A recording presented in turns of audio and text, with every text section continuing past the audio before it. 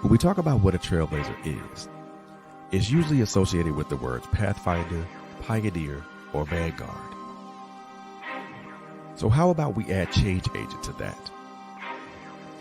Welcome to Trailblazers Radio, a unique podcast platform that speaks about a myriad of subjects. We are not afraid of opening closed doors, and we always tell it like it is, period.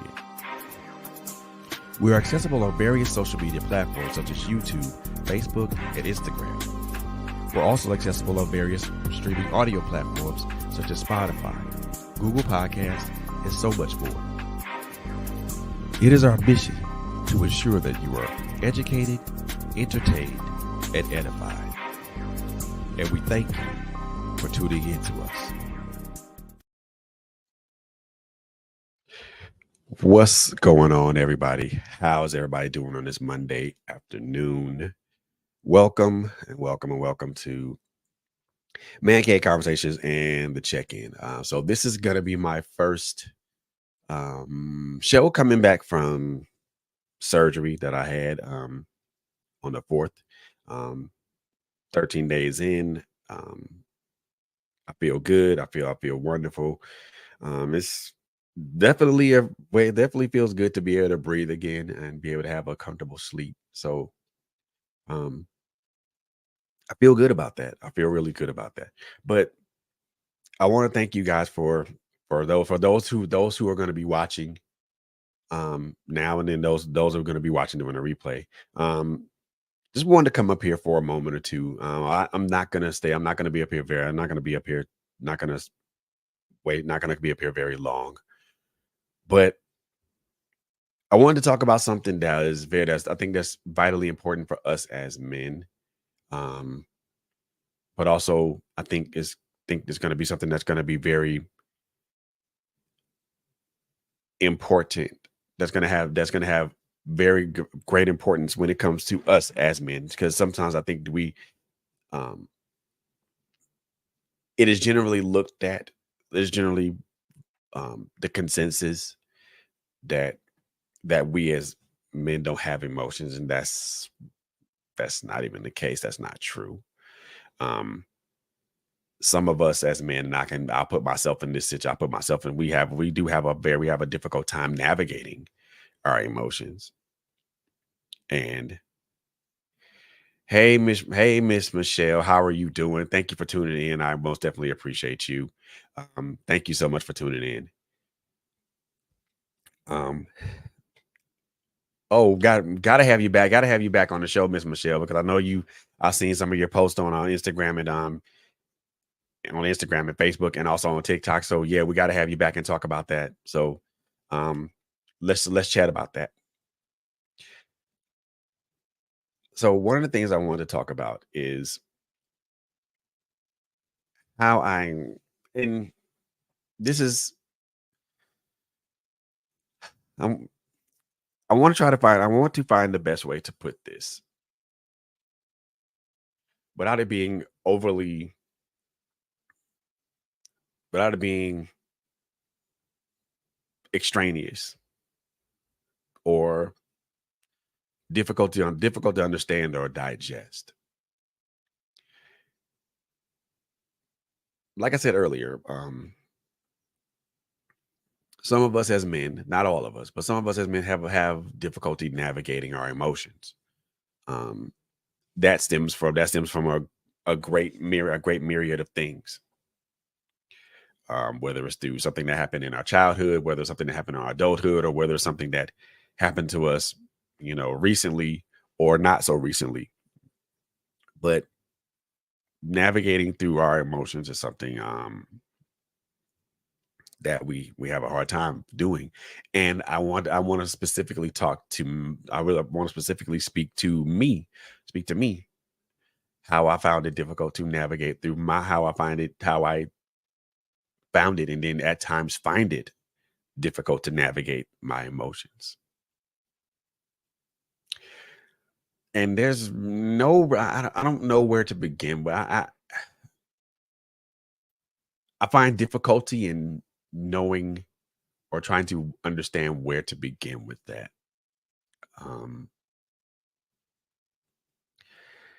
I was never how we never taught that, that my emotions had that my emotions mattered, or that they made sense, that they were important for me to grow as a person. I just understood that they were there.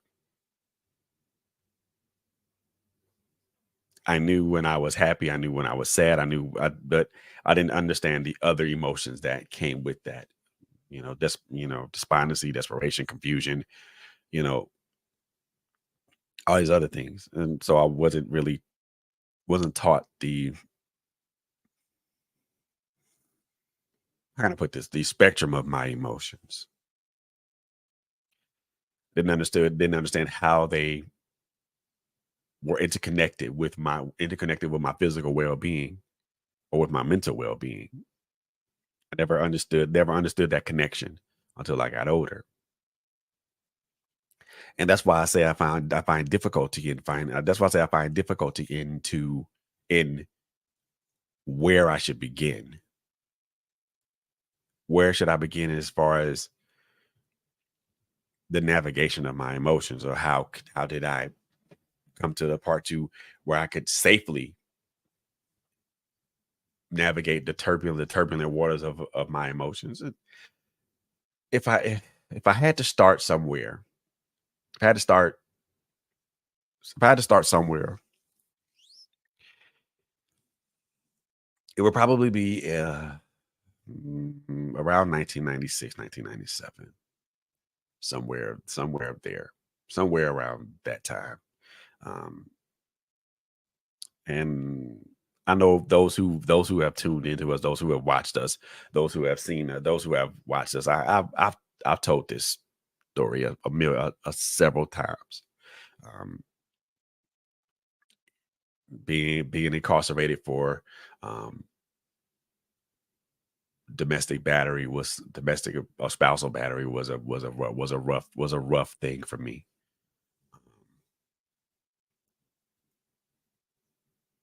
I was scared. I was petrified. I was mortified. I was embarrassed and I felt like I had let my father and my mother down because of what I did. And it was a rough ordeal for me. It was a very rough ordeal for me. Um, I'd always prided myself on being someone who had self-control, or to the very least some limited form of self-control. And that day I didn't have that. I didn't have that. Then, still emerging from that situation, very cautious about how I moved around people, how I moved around women. Um, at that time, keeping my interactions with women to just being sexual encounters. Um, then going to Washington State just to be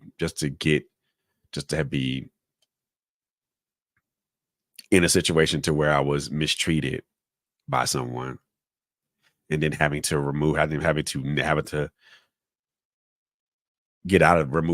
myself from that situation, and that also that took a greater toll on me.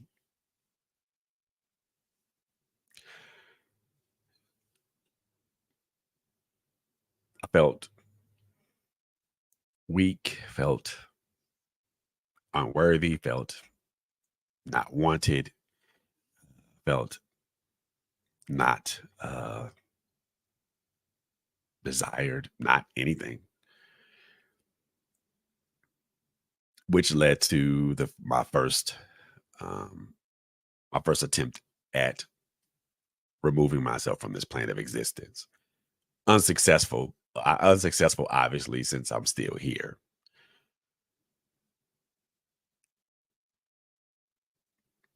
And still some of those things still contend with, because I never thought that that was something that would happen to me being a man. Never thought that that was something that would ever happen to me as a man. Never even, never in a million years did I think that that was something that was gonna be that was gonna happen. I never thought that. Never gave it any particular type of cognizant conversation or thought process. And I I was kind of stuck, kind of at a standstill with all that, trying to navigate all that, trying to process that, trying trying to process what I went through over through the course of a couple of years. I was difficult. That was a difficult thing to process, and especially me being a young man. I think I was somewhere between maybe 25, 26 at the time.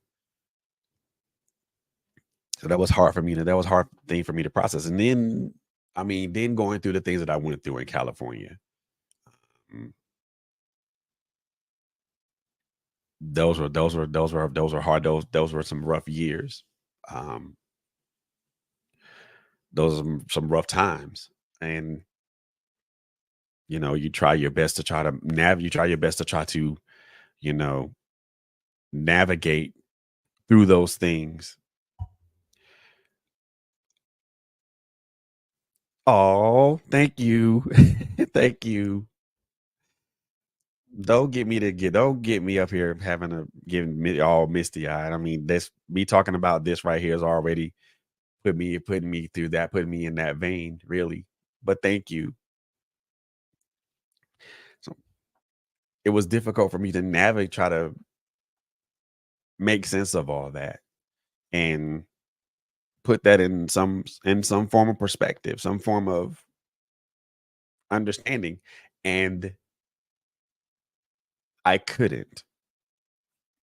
And usually when you try to make sense of something and you want to try to understand what that means and what it means for you and how what it means for you and how it affects you, and then you aren't able to do so, that's frustrating. That's frustration. Confusion turned to frustration, and frustration turned into one of the emotions that I think a lot of us as men identify with all too well: anger.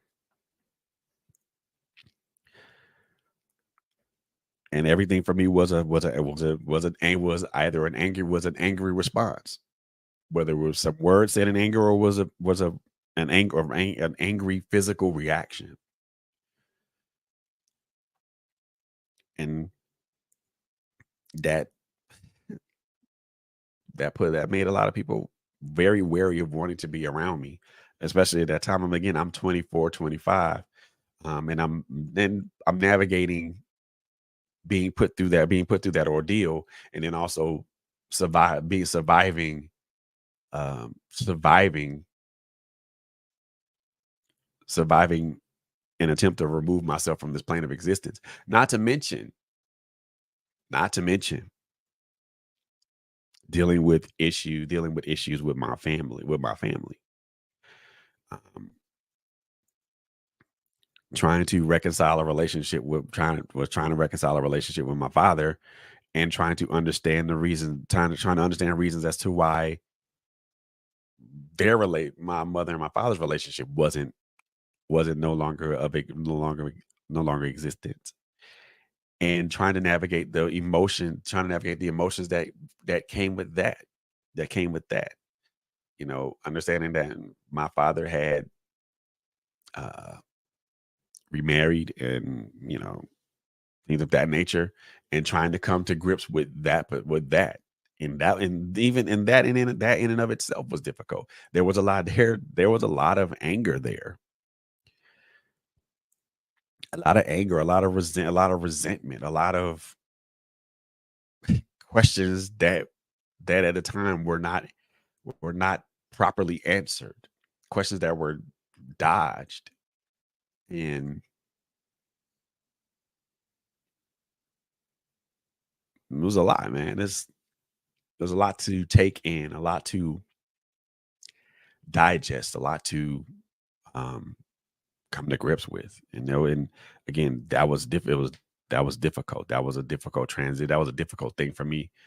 And at times it still is a difficult thing for me to deal with because there's still some unrequited emotions there. And that's something that I'm trying to sort out. So there was a lot of things there was a lot of things rolling inside me. Is that, this once calm sea was now but this once calm sea became a turbulent ocean of anger, confusion, and confusion, um, exacerbated by a lack of understanding, a lack of explanation. Certain things remained inexplicable. Certain things have remained inexplicable. Certain things weren't explained. Certain things were not understood. Were not overstood.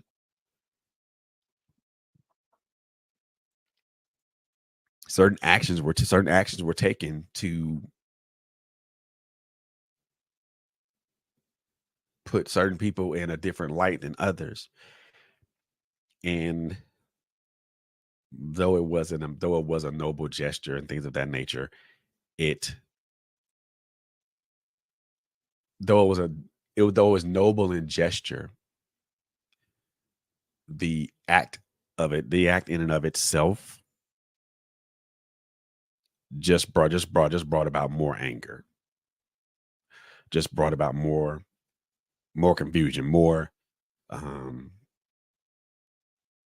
more inexplicable, still things that weren't explained until way later. And even and I'll say this for myself. I can't say this for my other brothers. I really can't, because I can only speak for me. There's still some things that I didn't understand. There's still some stuff that I didn't understand.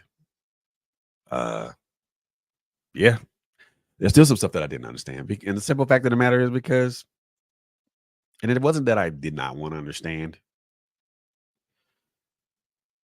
It's just that I couldn't understand. And like I said, to this day, there's still some things that I fight with as far as that's concerned. Navigating my emotions with that, as far as I'm concerned, just trying to figure out, just making sense of all of it and trying to put and make peace with it. And for me, that's been the hardest thing to make peace with certain instances and incidents that have occurred, um, in my 51 years of living. My 51, soon to be 52, so soon, and hopefully blessed to see 52 years of living. And that's been difficult. That's been hard.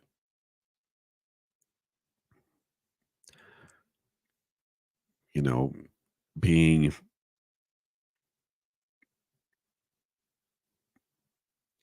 going through life, feeling that you are inadequate. Going through life feeling that I was inadequate. Going through life feeling that I was unwanted, not needed, not not manning, not enough of a man to handle certain not enough of a man to handle certain responsibilities. Uh, Just feeling like I felt, feeling like I did, like I had no purpose, or or that my life did not have a purpose. And that was that was a crazy thing. That was a crazy experience. And when I look back on it, I think that, damn, you went through a lot, but you went through a lot. You endured a lot. You took in a lot. You didn't really say much about it. And for good reason, perhaps. Maybe for good reason I didn't say about it. Maybe for the fact of not really wanting to be wrathful or react or act in anger, you know, because there are times that and I think a lot of us can agree to disagree with this. And we as human beings are most or sometimes more reactive or a lot more reactive than we say that we're not reactive.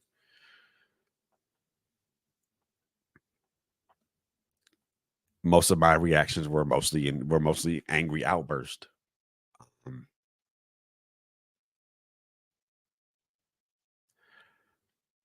things that outburst that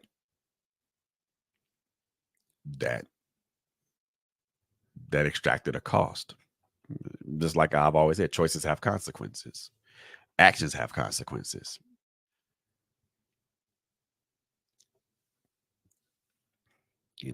And I guess if I had to if I had to keep talking about how navigating my emotions, I can talk about um and again, I apologize for the emotion. I'm you know what I'm not going to apologize for the emotions that I have up here, because I mean you people that know me know that um when I talk about certain subjects, I usually put me to the forefront, because I want to be able to have I want this to be to a place of where brothers can understand that, look at I want to put my experiences out there so brothers can understand that certain things are okay.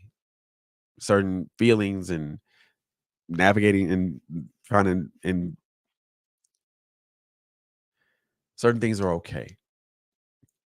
And that it's okay to go to navigate, to try to navigate your emotions. But if I had to go to a place to where I traveled that was the most turbulent, I could go to 2015 to where I learned that my son had passed, or that my son was removed from this plane of existence. So I know certain things are not viable to say on Facebook. So for the sake of saying it, or for saying it and possibly getting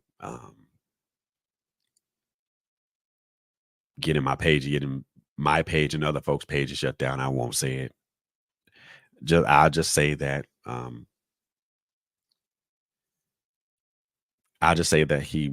he was removed from this plane of existence, and I'll leave it at that. Um, that was that what that was and still has been the most difficult time um, of my life,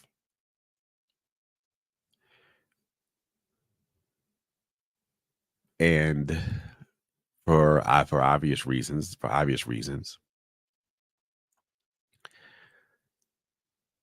you as a parent, you want to be the one to leave this plane of existence before your children. It should never it it should never be the opposite. Let's just say that it should it in in us talking, it should never be the opposite. As a parent, as a parent, you want your children to outlive you. You want your children to have the best life possible. You want your children to succeed. We want our children to be successful. We want our children to surpass us, right? And that that didn't come to pass. My oldest son, Kwanzaa Jamal Beatty, passed before I passed, unfortunately, left this plane of existence, left this plane of existence. And like I said before, it was the most. It is still the most difficult thing for me to deal with. Difficult. It's the most difficult thing for me to um, endure because of the enormous effect that it had on me. The simple fact of, I guess, the fact of watching, of seeing um, my child's lifeless body there, and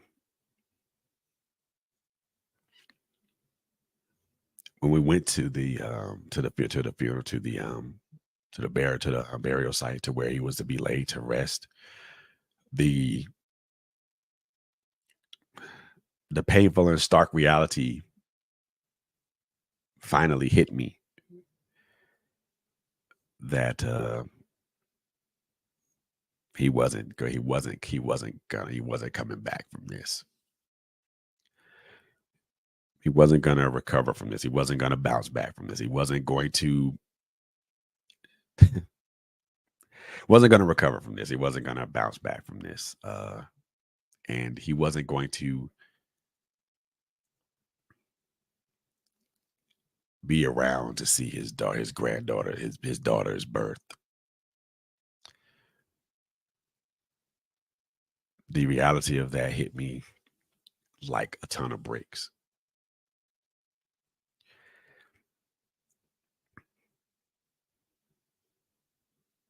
And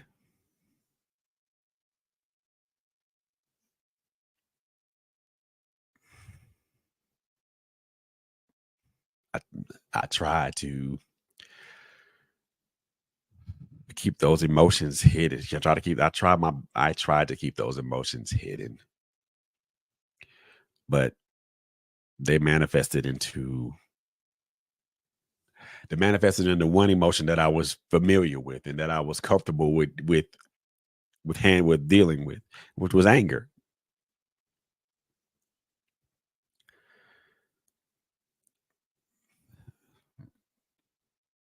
I was angry at everybody. I was angry at the world.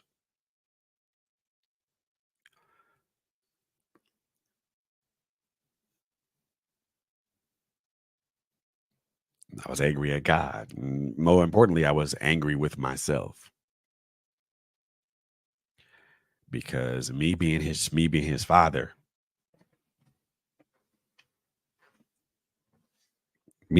father, I could not. I felt that I had failed him,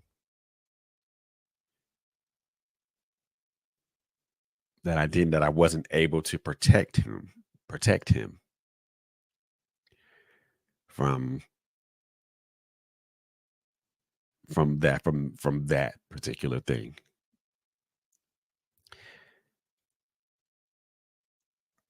And just so you guys know, failure is an emotion too. It's not just a thing. It's not failure is an emotion too.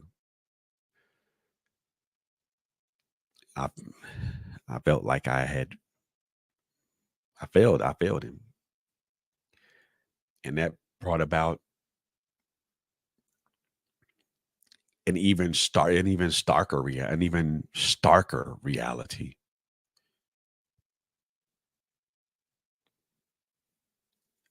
because I felt like I had failed my children, my other children, his brothers and his sister. Because now the guilt of not being a father that was present in my children's lives was something that hit me like a ton. That hit me harder than anybody, any boxing punch that someone could throw at me. That any punch that someone could throw at me, that's how hard it hit me. And as much as I thought I had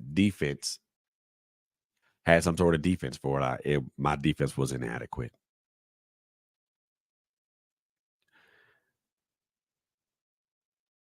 And as much as I wanted to press forward, Every time I pressed forward, I was stopped in my tracks. And that anger cost me a very good job. And for years, I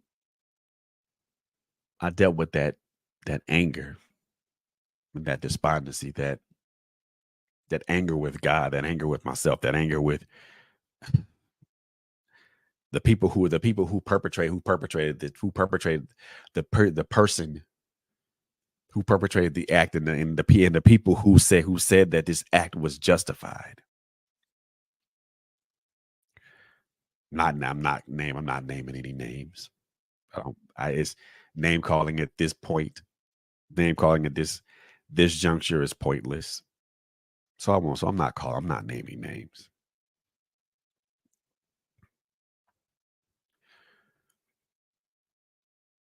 But I was angry, and for years, as these instances prolonged and kept going on, and I'm I'm just gonna call a spade here. Those instances um,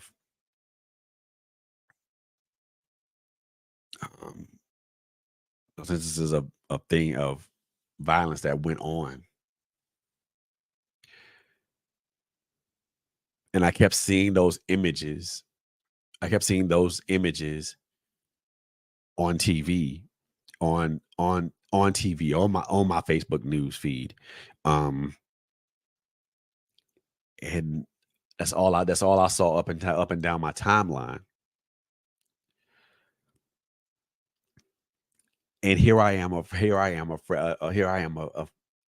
a father fresh off losing a child, going through now going through all these emotions and all these things, confused about a lot of stuff, but then still trying to navigate it, still trying to navigate that, and still be a husband, still be a father, still try to be a father, still try to be an upstanding, still try to be a a happy, consistent worker, and still trying to remain active in my church. And I found those things difficult to do.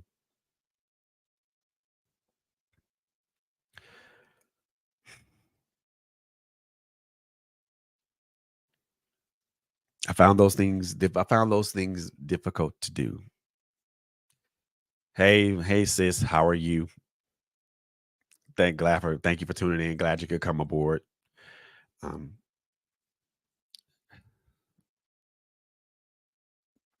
and like I said earlier, I mean, I found these things difficult to do. I found no joy in working. I found no joy in being an active member in my church. And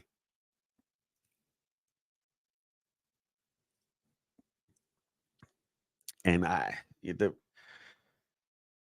it like I said, it brought me no joy. It brought me no completion, no nothing.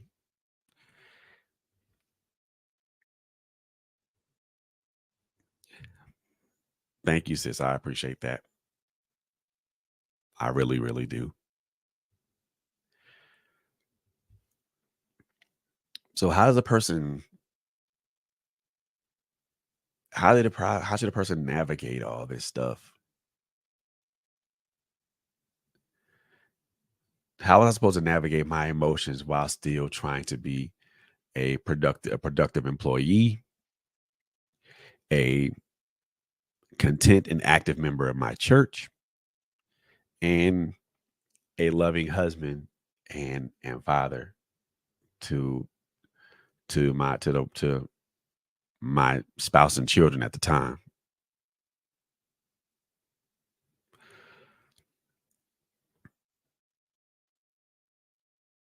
Difficult road to navigate, difficult sea to navigate, in which 3 years after that, um, we came across some tough times, and there were words that were said, again feeling like a failure, which which culminated into my second attempt, again unsuccessful.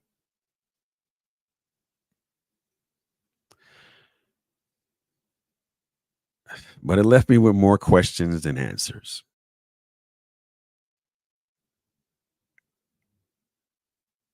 It left me with way more questions than I had answers for. God, why are you doing this to me? Why are you punishing me? Why are you punishing me? What did I do to deserve such such a wrath? I thought that I really thought that God was angry at me because I was angry at him. What did I do to deserve such a wrath? What did I do to be able to feel the way that I felt? What did I do to feel like I had nothing? I had nothing.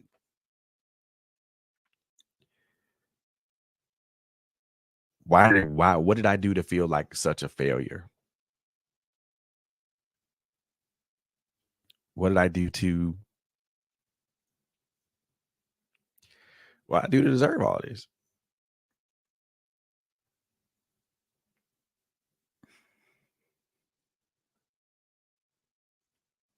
I didn't,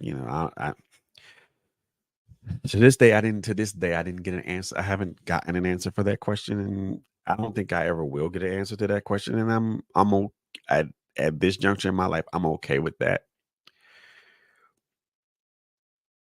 So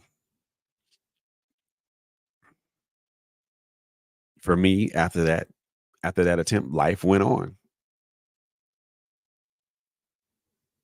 I had no choice but I had no choice but to go, I had no choice but to move on. I had no choice but to allow life to move on.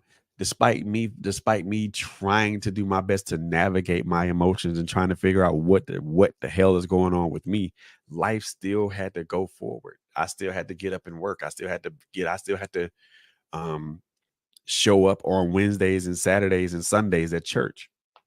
Um I still had to be a father. I still had to be a husband.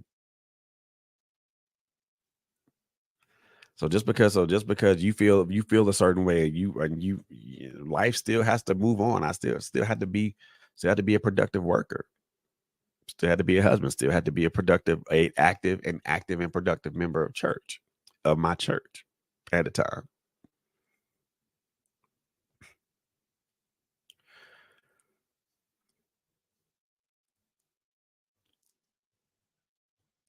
And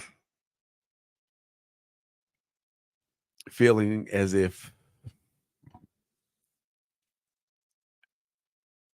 there were times where I felt like I didn't belong.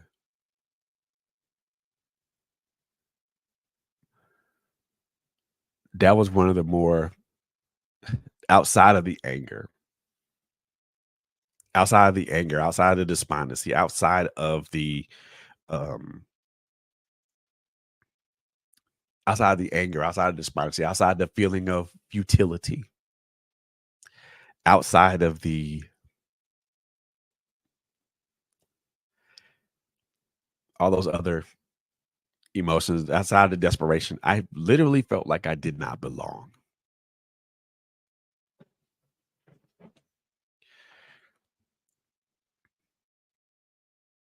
I felt like I didn't belong in the church that I went to. I felt like I didn't belong, felt like I didn't deserve the friends. I felt like I didn't deserve the friends that I had at the time. And honestly speaking, when I look back up on it now, it's not their fault.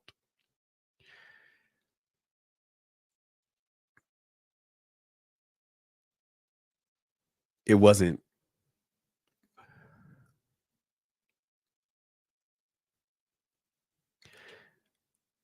it wasn't Apostle or Prophetess Rogers' fault.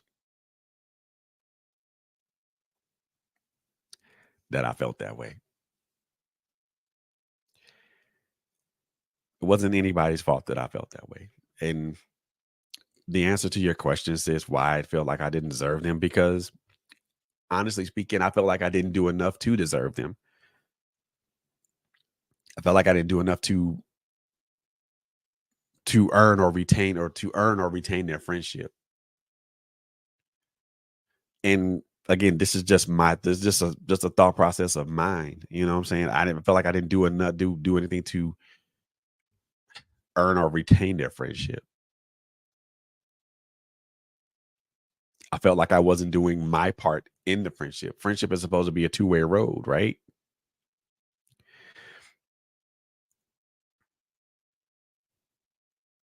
And I feel like I didn't do enough in the friendship, in that interpersonal relationship. Like it wasn't it wasn't anybody's fault. It wasn't anybody's fault that I felt that way. Nor was it anybody's burden. Well, nor was it anybody's burden to assist if they so wanted to, if they so chose to, or they wanted to do so. You know, it wasn't it wasn't Prophetess Rogers' fault that I felt this way. It wasn't Apostle Rogers' fault that I felt this way. That was that's not on them. And it wasn't the people's there wasn't any of the members, and it wasn't any of the members in the church home that I had at the time fault that I felt that way. It wasn't on them either.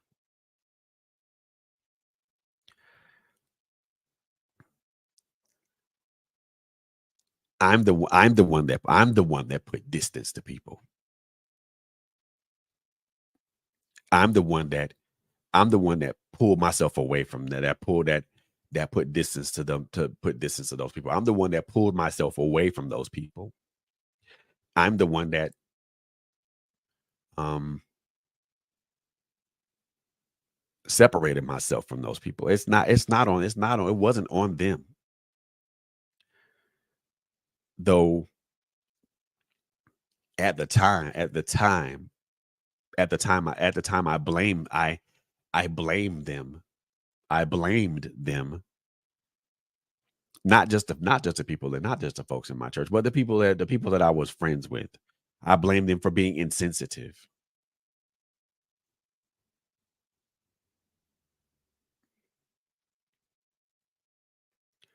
I blamed them for being inconsiderate. I blamed them for not being open to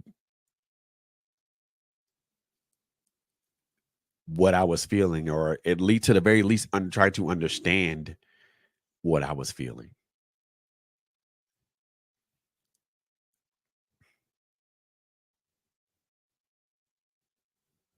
So because I assumed they didn't understand what I was feeling, because I assumed they didn't care about what I was thinking, or what I was contemplating, or what I was going through, because I assumed that, I separated myself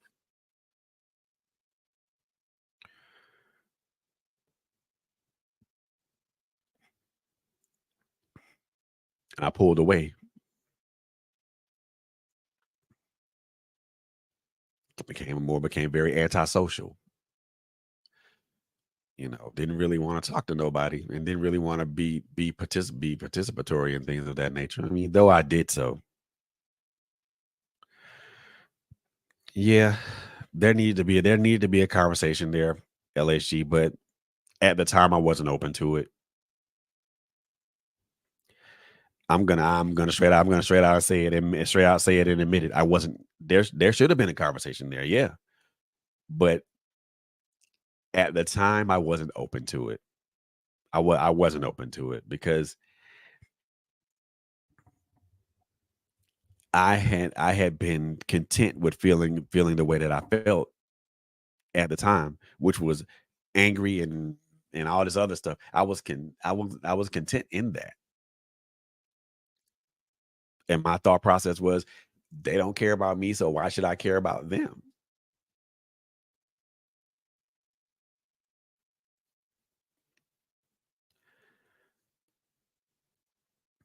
And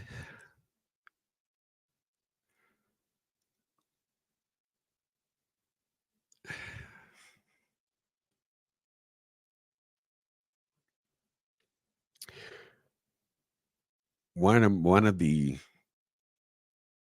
emotions that I have besides grief and the anger that I have up that I have difficulty navigating is the emotion of regret.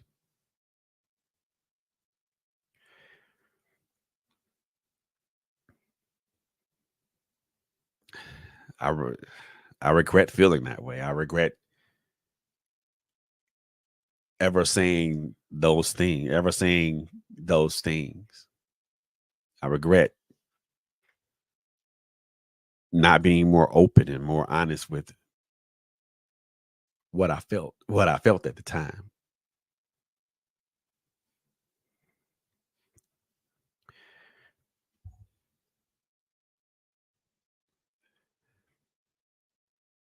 You know, if there was a way for me to apologize and seek absolution for that, I would if you know if they were willing to listen.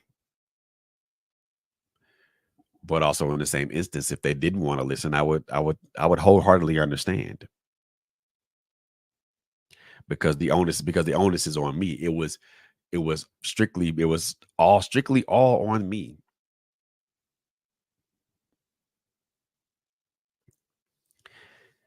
And it's still one of the not you know the loss of me losing my son created I won't it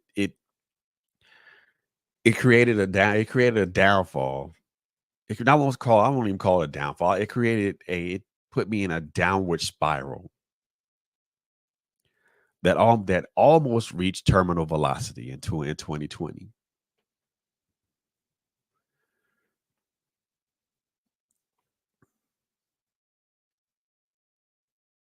It almost reached the terminal velocity in 2020 and at this point I was so tired. I was tired of just feeling as if I wasn't heard, feeling as if I wasn't loved, feeling like I wasn't cared for, feeling like I didn't deserve anything.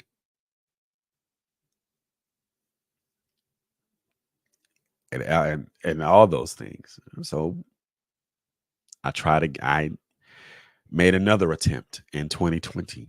Again, unsuccessful, of course.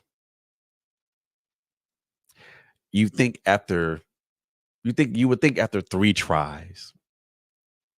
Do you think after 3 tries, so I would one would have learned a lesson, right?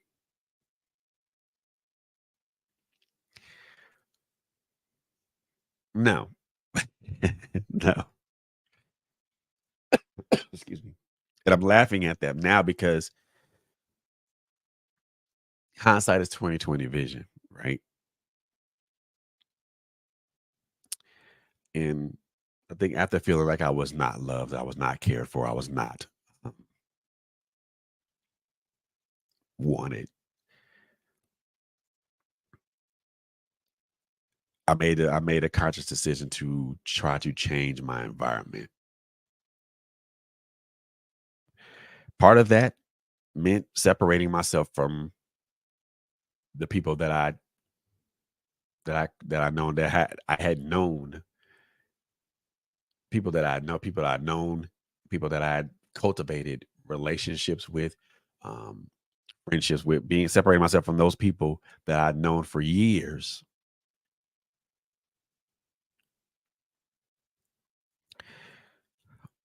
Also separating myself from from my now ex-spouse.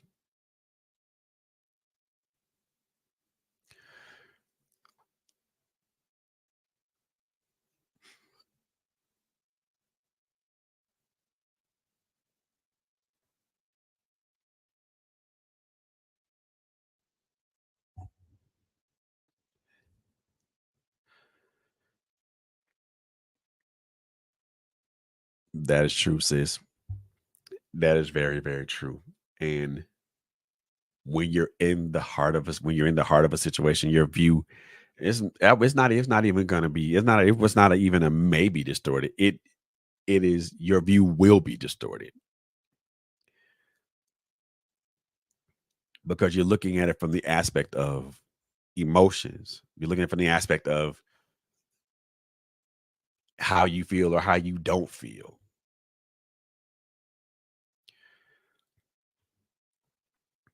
And most of the time of course we can look at it from the heart of a situation and from that aspect of it, but we have to temper that. We have to temper that with some form of logic, some form of common sense, because you got to try to make things make sense.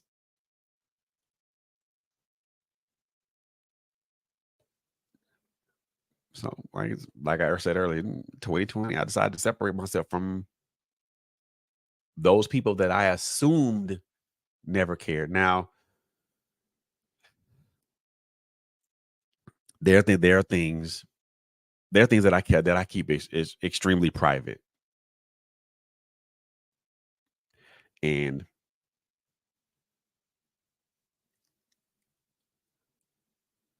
one of the things that I think that hurt me the most is that when someone that I considered a friend called me a coward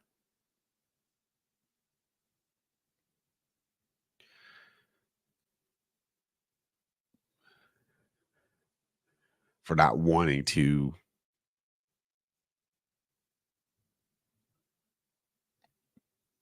stick things out and endure.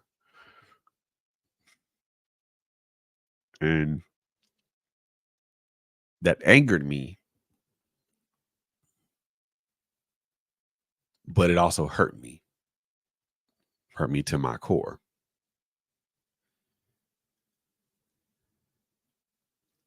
Consider myself a stand-up person. I consider myself someone who was able to at least make an attempt to try something. And I was called a coward.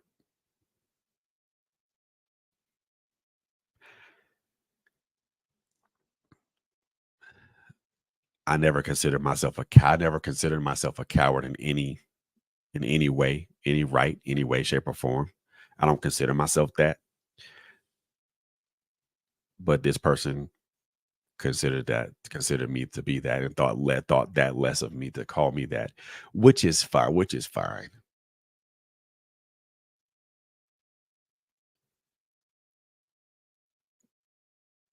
I'm okay with being called that now.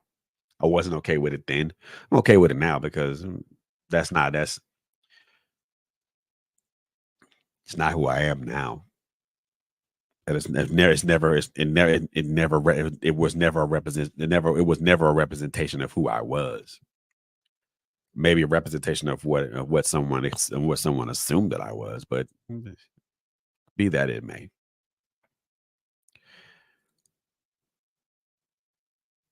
That called me I was cowardly because I didn't have the emotional and the mental or physical fortitude to just stand, you know?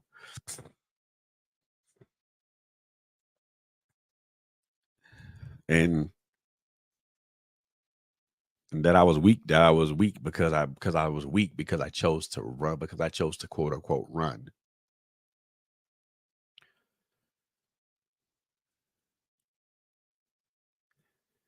because I chose to walk away from an issue instead of trying to resolve it.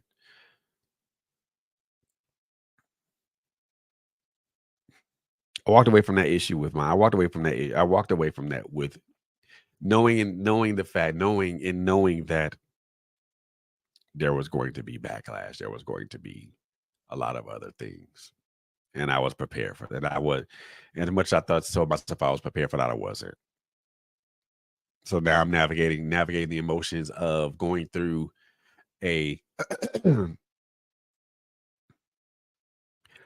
something that was painful to endure, but also something that painful that was painful to endure, and I I I endured it and emerged from it. But there was, there's, and I think everybody thinks that there's when you go through certain things or you endure through some things, there's a feeling of regret. No, I with this, no, there was no regrets in this in what I did and what I and there was no regrets in what I did. There were no regrets in me going through that divorce because what I did was for the best, for the better, for the best of me. For did was for the better of me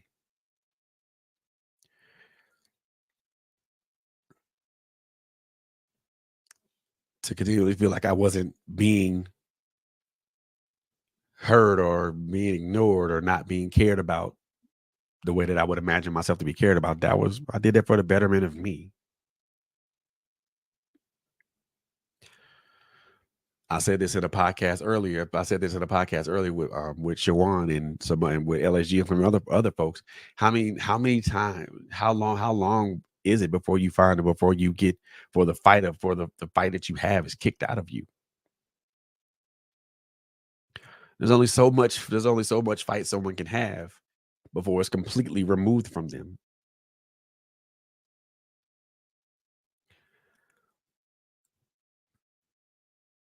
Some people have the emotional fortitude to keep fighting. Some people have the emotional and the mental fortitude to keep fighting.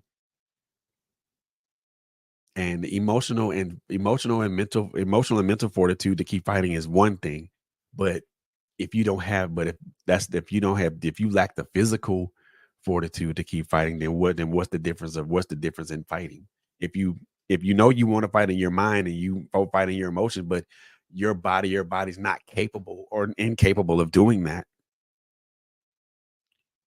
because you've been fighting for so long and you've been knocked down so many times that this next you have to do everything that you have to do to remain upright. Because if you don't, the next knockdown could literally take you out.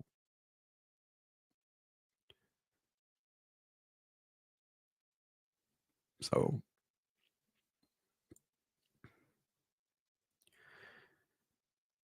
but yet, but yet here we are, or should I say, here I am.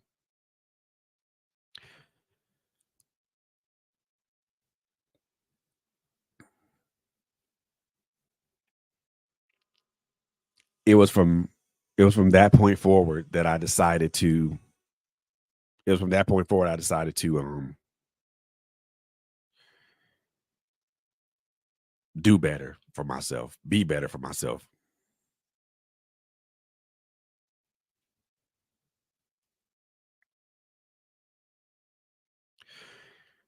It was from that point forward I wanted to do better and be better for myself. It was from that point forward that I needed to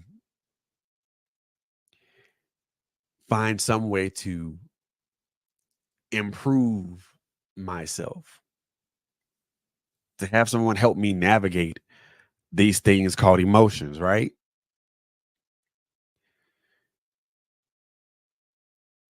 And I wanted to try to navigate these emotions for myself to better understand who I was and who I was, or where I was actually, so that way I can get to where I want to be, get to where I am. So at the time, I needed help, so I went and got it. So I went and got it.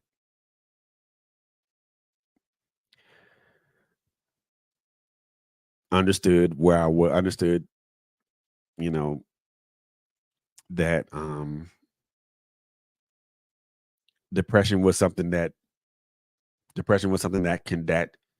continuously follows me even now at 51 years old. I'm still subject to those bouts of depression.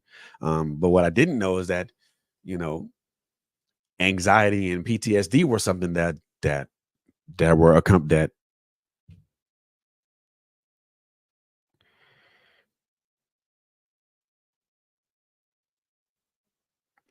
that anxiety and depression was something that was that accompanied anxiety and PTSD. I'm sorry, were things that accompanied that as well. I never knew that. I never knew that I had been suffering from that, from both of those things. I never knew that I had suffered from was suffering from PTSD. Never suffered from PTSD. I was in the Navy. I served as a veteran. I served in the Navy, but I was not a combat vet. I was not a combat veteran. Kind of find out that PTSD stemmed from me losing my child, losing my child, and also being subjected to all the things that happened thereafter. Seeing all those images on TV, of seeing all those images on social media and hearing all the news reports on TV of those types of indiscretions and those types of actions. Um, yeah, I didn't know that. Had no earthly idea.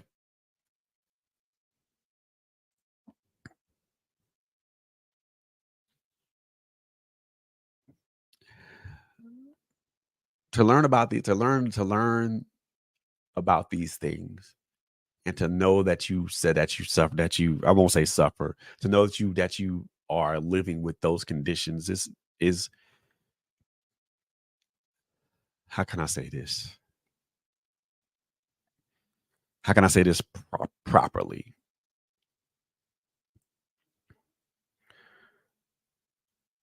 To know that I was living with these conditions I won't say I am living with these conditions is humbling and and and um also very frightening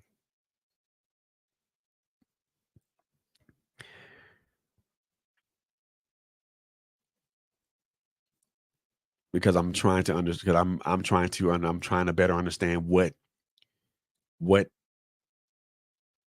what triggers these conditions. What's the catalyst for them to be set off like that? Um, so I'm diving deep into understanding what they are, what they are not, what they what this means for me, what it means for me as a man, and how I can combat it, or at least find a way to control or curtail it.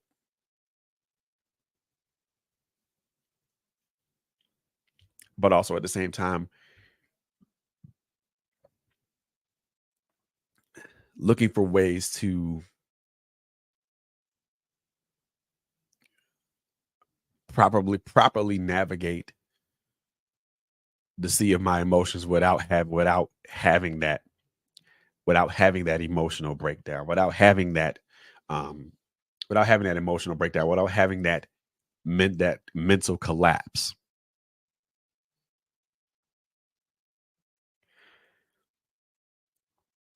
Because I'm going to be very honest with you guys.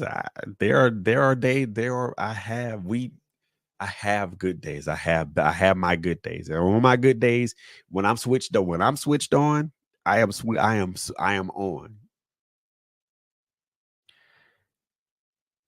I'm 100% locked in. I'm doing what I have to do, and I'm making things happen. But there are also days where I'm off.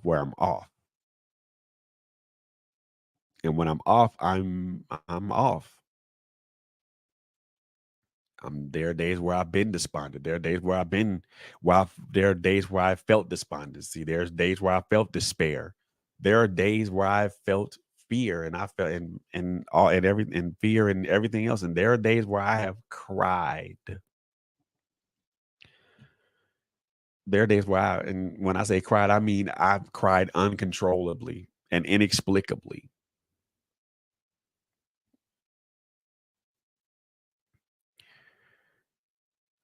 because I was overwhelmed with such a an overwhelming amount of emotions that I was feeling, and instead of just allowing it to go through me, I tried to suppress it and say, "Hey, I don't need this right now. I don't need to be enduring with this right now. I don't even need to have to deal with this right now." But instead of just pulling myself pulling myself aside and confronting what I was feeling, I suppressed it, paid it no mind, left it alone, didn't deal with it immediately.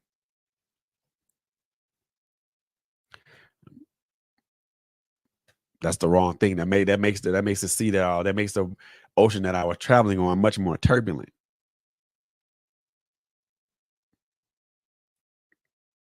It's bad enough I'm already getting tossed.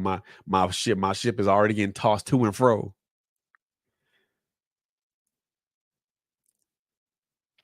and my ship is taking damage as I'm traveling. And at time when you're and I'm gonna tell y'all, brothers, when you're traveling down that when you're traveling on that sea of all these turbulent emotions, and these emotions are not necessarily reined in or to the very least understood, it makes it makes it very, very bad. I won't say bad. It makes it very, very difficult to find safe harbor. And hmm,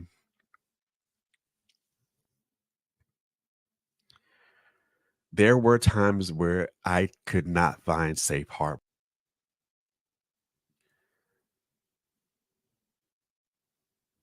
There were times was running around and being capsized, being battered and bruised by the ocean that I was traveling on, and um,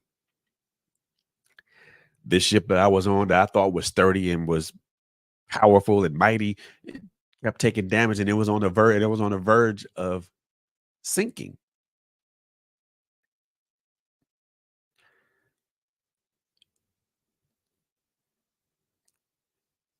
My ship's watertight integrity was completely compromised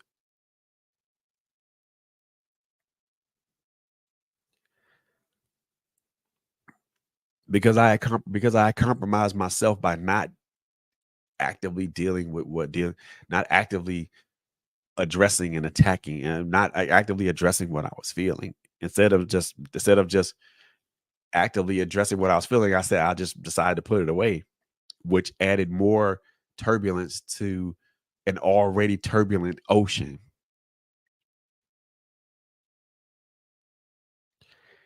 And at times it was difficult for me to find at times it was difficult for me to find safe harbor.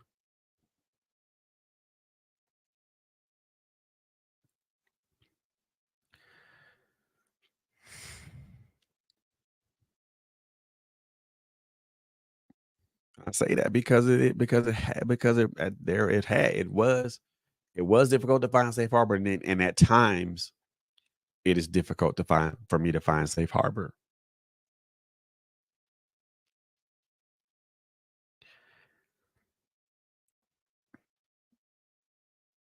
Safe harbor is supposed to be where in the arms in the arms and in the presence of people that care about you, that love you, that want you, that need you, that respect and honor you.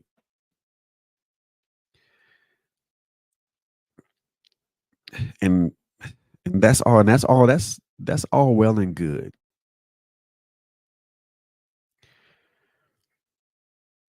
But the one thing I want to ask you gentlemen, ask you brothers is one question before I get up out of here. Before I get up out of here, can you find safe harbor in yourself?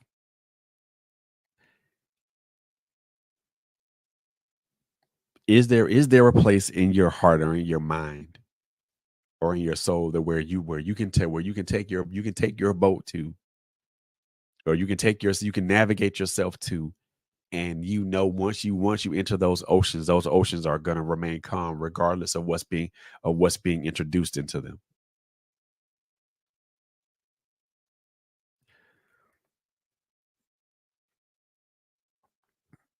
That's something I found I had difficulty with for a while, for a good long while.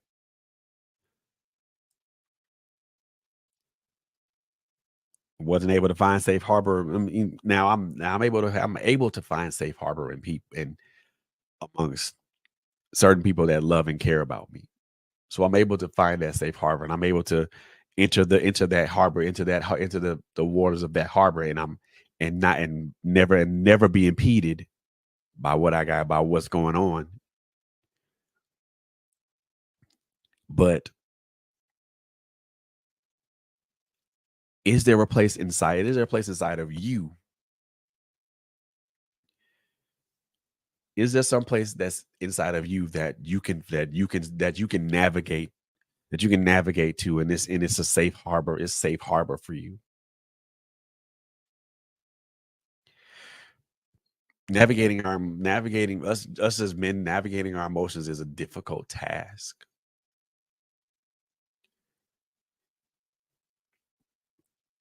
because of the excuse me, the rhetoric that we're supposed to be men, we're supposed to be we're supposed to be strong, and we're supposed to be able to not be able to navigate our emotions, and we're supposed to ignore our emotions because they're they're immaterial.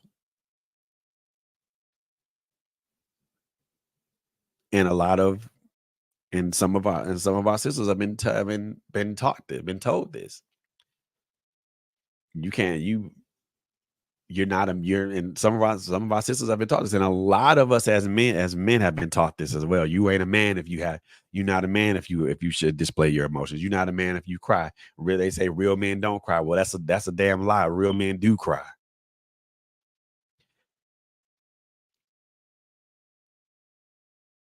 Real men, at least to me. And I'm not gonna even say what is real and what isn't real, but us as men are supposed we should be able to navigate. We should be able to navigate our emotions so that way we can find empathy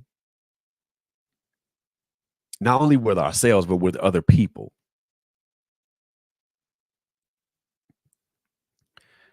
We weren't some That's something we weren't taught to navigate our emotions and find and look and we weren't taught to navigate our emotions and find empathy within ourselves. We weren't taught how to properly navigate our emotions and to find safe harbor within ourselves first before we can find safe harbor in other people. Sometimes sometimes it ends up being the opposite, that we find safe harbor in other people before we find safe before we're able to safely navigate the safe harbor within ourselves.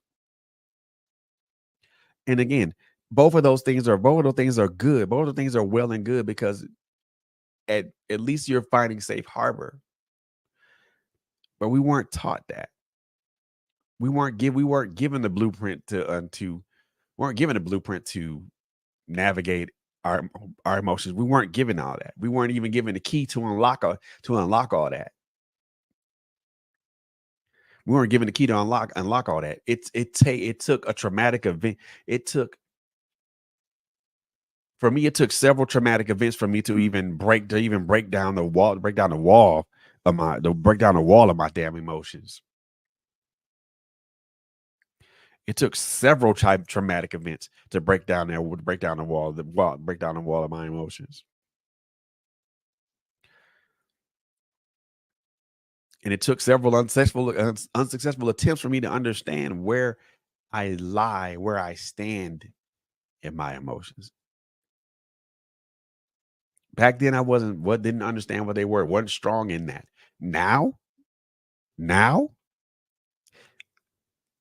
I'm understanding my emotions better. I understand what they are not. I understand what they mean and what they don't mean, but I also understand how they can positively and negatively affect me, and how they also can positively or negatively affect the people that I love and I care about. But also not even that, but also the great the my little universe, which includes the people that share this universe with me and that are in my orbit, but also the greater world around me.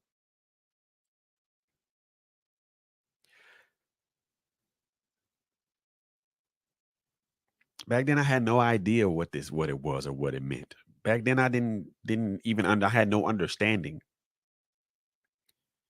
Now I have an understanding. I at least have a working knowledge of what a working knowledge of my emotions. And I know those things.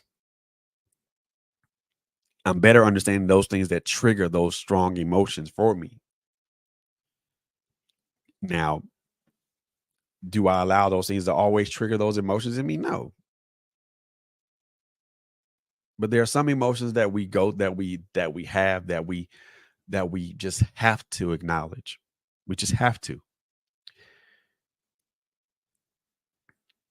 Sadness is an emotion that we as men have to acknowledge. Grief is an emotion is grief is a process that we as men, we as brothers have to acknowledge.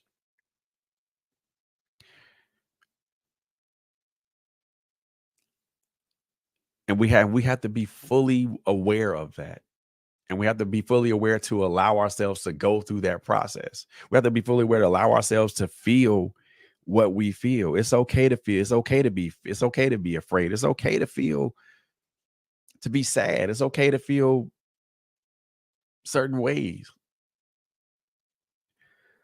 But once you identify that you feel a certain way, approach it.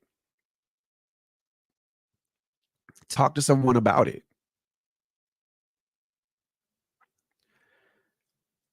Talk to someone about it. Talk to someone about it so you both can talk, so it can be talked out. It can be analyzed. And if you gotta cry, cry. If you gotta cry, then cry. If you gotta shed tears, shed tears. There's nothing wrong there's nothing wrong with a brother who sheds tears. Some of y'all ladies and some of y'all men are gonna rail against what I just said, but I'm saying there's nothing wrong with a man that sheds tears. There's nothing wrong with that at all. That proves that man is human. Because before we were men, before we were black men and black women, we are human first. And all humans have emotions. All humans have emotions. Men and women have emotions. It's something that God gave us equally, not separately, but equally.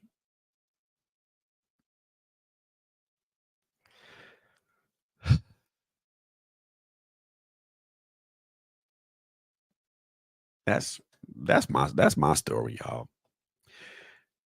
I'm gonna get up out of here. But before I do, I want to thank those who tuned in and watched this. Um, as difficult as it is for me to as I won't say as difficult, as easy as this is for me to talk about, there's a degree of difficulty in it. There's a large degree of difficulty in it as well, because of the nature of what it is for me. Because when I talk about it, I am brought back to those moments, to those instances, to those places in time. And sometimes for me, reliving certain instances are extremely painful. but it is always been my hope. It's always been my thing and my hope that I hope that through my transparency that some that maybe one or two brothers out there can can latch on to what I'm talking, latch on to what I'm saying and heal. Latch on to what I'm saying and understand understand that it's okay to have emotions. It's okay to navigate your emotions, but it's also okay to heal.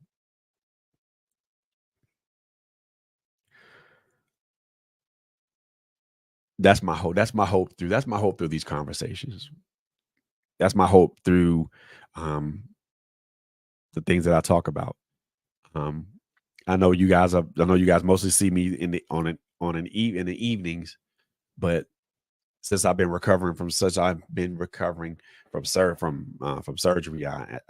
felt, I mean, I've been a lot more been just trying to find things I could talk, not find things I could talk about, but I felt that this was something to talk. This is something. It was a subject that I could talk about. I wanted to talk about with you guys, and I appreciate you. I appreciate you guys who tuned in, um, who have been watching, who've been watching and listening. If you're watching, if you're gonna be watching this on a play on watching this on a repeat, um, you can check out that version of it on YouTube. You can also check it out on Facebook Live. Um, make sure you like and you share. Make sure you like and you share it, and then and comment on it. Tell me what you think about. Tell me what you think about the subject. Tell me how you think I did about the subject. How I did about the subject. Because again, this is a subject that I think a lot of us as men need to talk about. One of the more important things, and not I won't say one of the more most important things, but one of the important things that we need to talk about. I don't I don't pretend to have I don't pretend to have all the answers because I'm trying to find those because I'm in process of finding those answers myself. I don't pretend to be a mental health professional, a mental health professional because I am not. I'm just a guy with a set of experiences that I think a lot of us as a lot of brothers could benefit from. They could benefit from the lessons of my failures.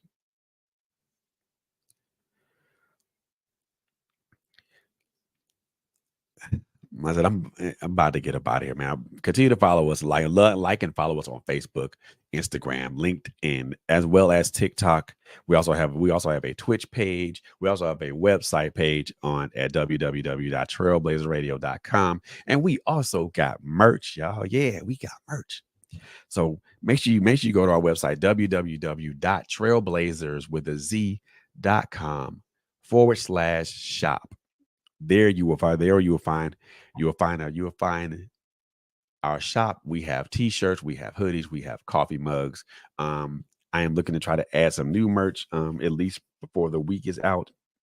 Um, some new stuff, some new merch before the week is out. If you like something that you see on there, by all means, put in an order. Um, and that order be sent out to you, sent out to you and me sent out to you as expediently as it possibly can. um as always, we appreciate your love, we appreciate your support, we appreciate your viewership and your listenership. It means a lot to us. It really does mean a lot to us. We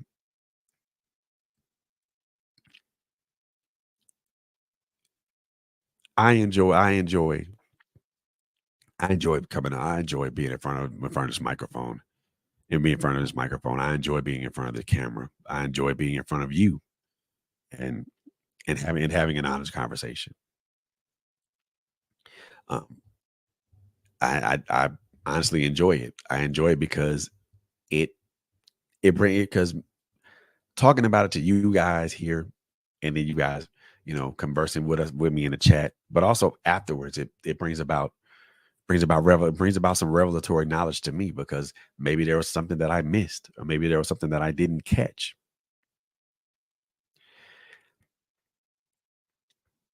I want us brothers to be more involved in our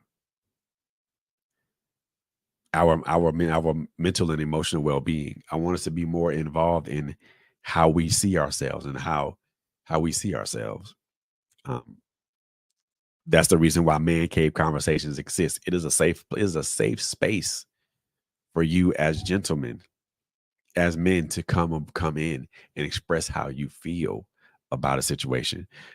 It is a judgment free zone. We can have a conversation. One of the things that I want to do, and I'm planning on doing it. I want to do something like I want to do a men's conference with just us as gentlemen. Of course the sisters, you guys are most definitely invited. Most definitely invited. But I want to do something for us as brothers. I want to have some sort of conference for us as men, just to sit down and have honest conversations about a lot of things. Nothing adversarial or anything of that nature. Just us sitting down having conversations. Because we as men need to have these conversations. These conversations need to happen. These conversations need to take place. Because if they don't take place, we as men are still going to be going down the same I won't say a downward spiral, but we're gonna be stuck in a place and we're not going to be able to recover. With that being said, I hope you guys enjoyed this particular show, this particular podcast this show today.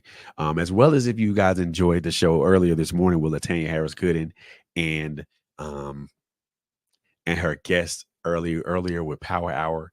Um that was a very powerful show, guys. So can make sure you catch that on the replay as well.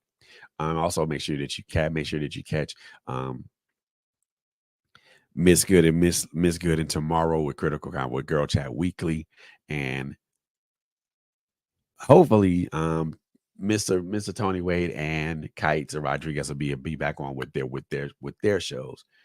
But continue to follow us, continue to support us. We appreciate the love, we appreciate the support that you guys give us. Um, it is it is so welcomed. It is so welcomed. Um, but for now, I'm gonna take you guys home with a with a track that I created called Out West. Um, those of you guys that know that like West Coast stuff, this is especially for you guys. So I love you guys. I love you guys to life. I love you guys to live. Um, make sure you take advantage every every day that you have above ground, because you never know when the timing that God's going to call you home, and so take advantage of it. So live today like it's live today like it's your last day on earth. Live for today. Live for today. And as I always like to say on these podcasts, man, number one, take care of each other. Number two, um, love on each other. And number three, we already know there's a crazy, crazy world out here. So above all those things, y'all make sure y'all be safe out here, and y'all make sure that you guys are safe out here. Safe arrivals, safe departures. I love you guys. I will see you guys in the next one.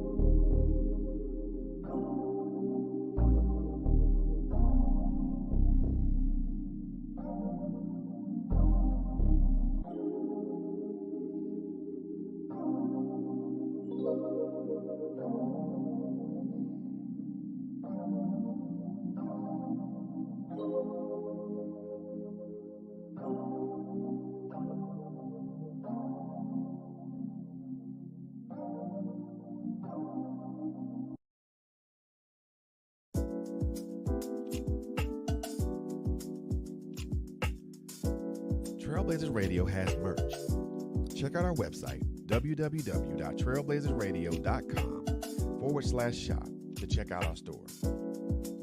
You'll find an assortment of hoodies and t-shirts in various colors and sizes, as well as coffee mugs in various colors.